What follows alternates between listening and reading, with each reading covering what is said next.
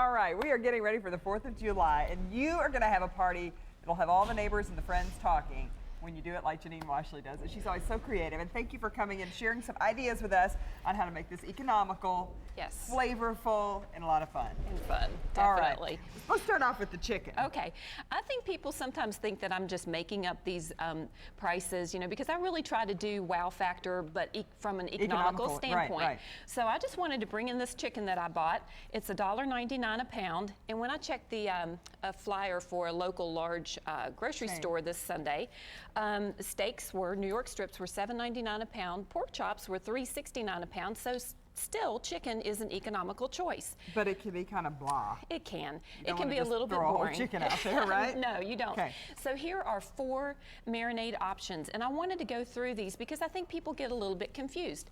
This is a dry rub.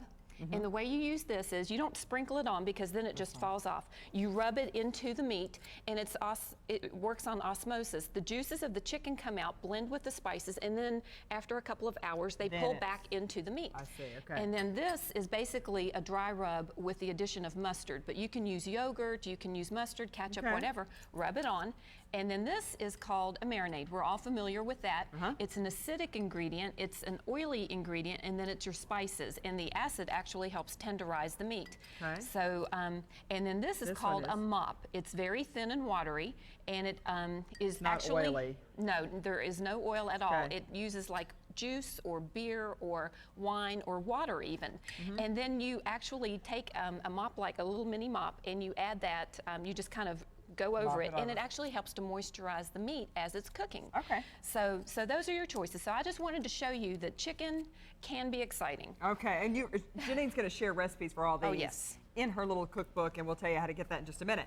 Now, a watermelon keg. Yes. You know, all these drink server things on a stand are very, with the little spouts are very in fashion right now. Yes, if you go to the Pottery Barn catalog, you'll find them. And you'll pay $50 for one. Yes, you will. You can go buy yourself a watermelon, right? Yes, and you can do the same thing. Okay. And it's basically just a watermelon that, see, I've just hollowed it out. Right. I used a big serving spoon and just scooped it out. So you can serve the watermelon at your party. Absolutely. You can use all this. Yeah. All right. But in this case, I actually put the watermelon in a blender, added some lemon and sugar, and made a watermelon lemonade. Oh, neat. So this is called a beer spigot. And you can get this at the local restaurant supply company. I like the stainless one better than the plastic one, so I opted for that. But anyway, the restaurant supply place here in Louisville sells this little component for you. And I bought this one online, but I've got all of the links so that I can give you the insider information. Okay. Now, you can use an apple core, but why use an apple core when you can use a power tool? Right, I mean, absolutely, I agree. So you're using a saw bit. Yes, this is called a saw bit, and you just go in like this, and then hit reverse, come back out of it, and you've got the plug. And there you go. And so it comes out. You insert this and see how the gasket is in here. Right. You take the wing nut, tighten it up, and you've got a watermelon keg. And so hopefully I don't have this in the on position. Right. You can go, I'll hold it. And then you also, we have a little, it's cut on the bottom to be even, but this little surface is a little bit uneven. You fill it up like that, put your cup underneath, pull the tap, and there you go. And you've got a gasket here and a gasket on the inside, and that keeps it watertight. All right, and then I've got myself some water. I've got to try this. I love lemonade. Oh, I hope you like it. You just substitute half of the water for your watermelon juice. Very good. All right, now, one other thing you can do is make homemade soda. Is this difficult? It seems like one of those things that sounds very, you know, Martha Stewart, but it seems like it would be too difficult. No. Besides your water, you buy the extract here locally or online, and I'll give you all the sources. Smell how good that smells. You buy yeast. Root beer. This is I like root beer, champagne yeast because look, you get all the little bubbles with the champagne yeast, but you can use just a Red Star yeast. You see how bubbly this is?